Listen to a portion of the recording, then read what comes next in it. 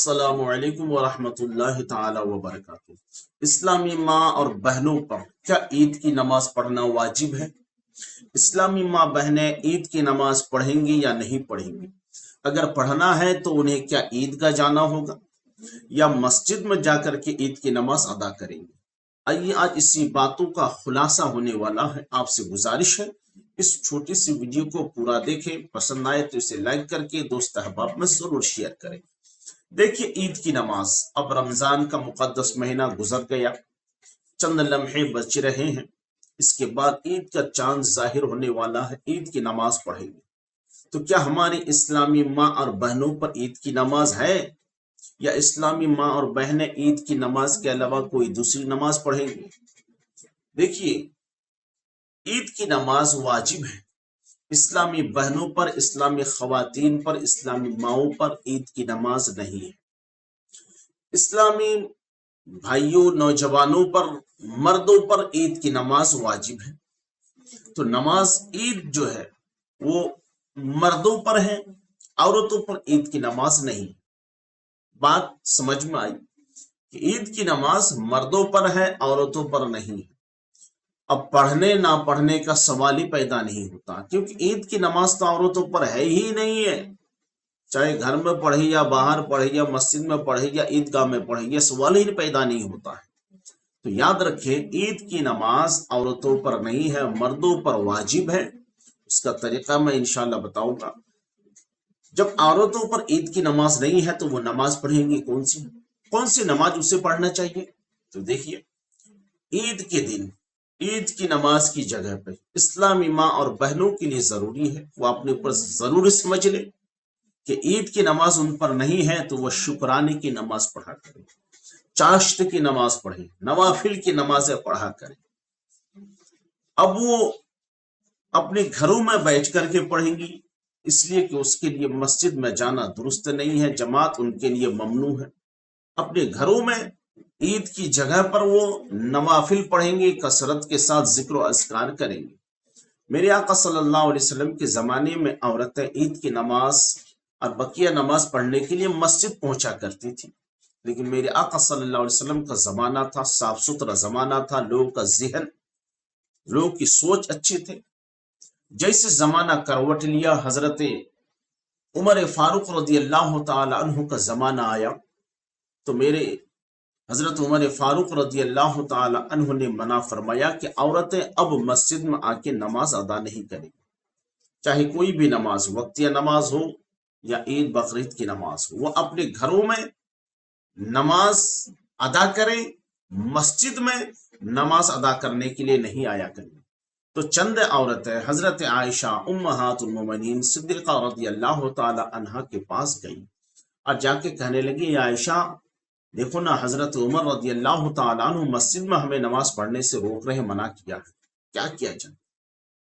تو حضرت عائشہ صدیقہ رضی اللہ تعالیٰ عنہ نے کہا کہ حضرت عمر نے سچ فرمایا، وہ میرے نبی کا زمانہ کچھ اور تھا، لوگوں کی سوچ الگ تھی۔ اب حضرت عمر رضی اللہ تعالیٰ عنہ نے کہا تو صحیح کہا ہے، اب عورتیں اپنے اپنے گھروں پہ نماز ادا کریں گی، مسجد میں نماز ادا کرنے کے لیے نہیں جائیں گی۔ تو معاملہ ہماری سمجھ میں آنا چاہیے، عورتوں پر مسجد میں نماز نہیں ہے، عیدگاہ کے لیے نماز نہیں ہے، عید کی نماز واجب ہے، عورتوں پر ہے ہی نہیں، تو وہ اپنے گھر میں بیٹھ کر کے شکرانے کی نماز ادا کرے، 2 رکعت پڑھے یا 4 رکعت پڑھے، اپنے گھروں میں بیٹھ کر، وہ بھی تنہا تنہا نہیں، اکیلی نماز پڑھا کرے۔ اب یہ عید کی نماز پڑھنے کا طریقہ کیا ہے؟ ہمارے مسلمان بھائیوں کے لیے جو عید کی نماز واجب ہے وہ پڑھیں گے کیسے، اس کا طریقہ کیا ہے؟ دیکھیے، عید کی نماز واجب ہے 6 زائد تکبیرات کے ساتھ۔ اس میں جو ہے 6 زائد تکبیرات ہے، 3 پہلی رکعت میں ہے، 3 دوسری رکعت میں، زائد تکبیر ہے۔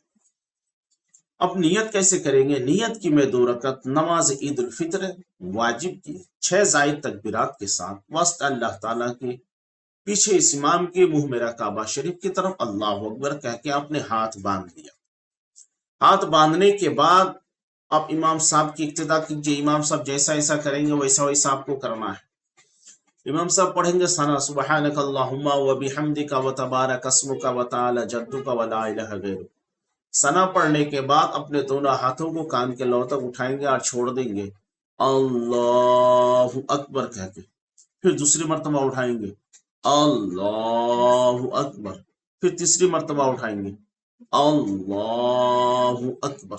देखिए तीसरी तकबीर में सना के तकबीर छोड़, सना के बाद जो 3 तकबीर कहेंगे, 2 तकबीरों में अपने हाथ कान के लोटक उठा करके छोड़ देंगे, तीसरी तकबीर में हाथ बांध देंगे, ठीक है।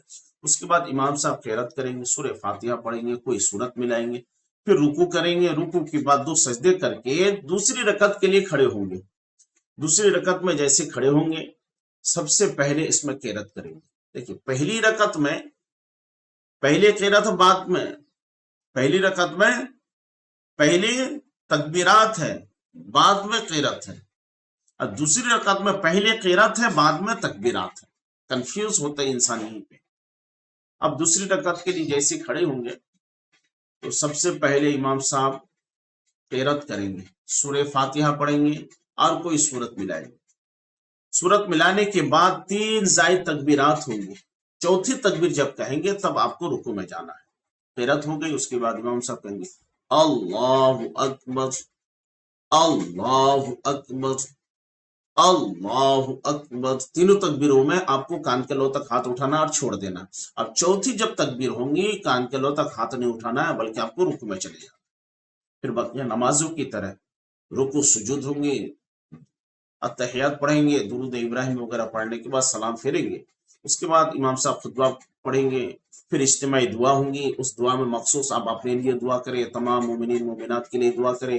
जहां जहां मुसलमान भाई परेशान हाल है, उस पर जुल्म किया जा रहे हैं, उनका नाम लेकर के आप दुआ करें, अपने लिए दूसरों के लिए दुआ करें। इसलिए कुछ दिन रिजल्ट आउट होने का दिन है। अल्लाह बेशुमार बंदों की मगफिरत फरमाता है।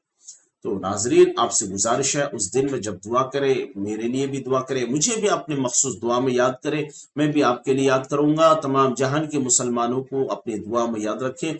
अल्लाह तबारक व तआला आपके हमारी सबों की परेशानियों को दूर फरमाए। तो ये वीडियो अगर आपको पसंद आए तो जरूर इसको लाइक करके दोस्त अहबाबों में शेयर करें, और अभी तक अगर आपने इस चैनल को सब्सक्राइब नहीं किए हैं तो आपसे गुजारिश है चैनल को सब्सक्राइब कर लें।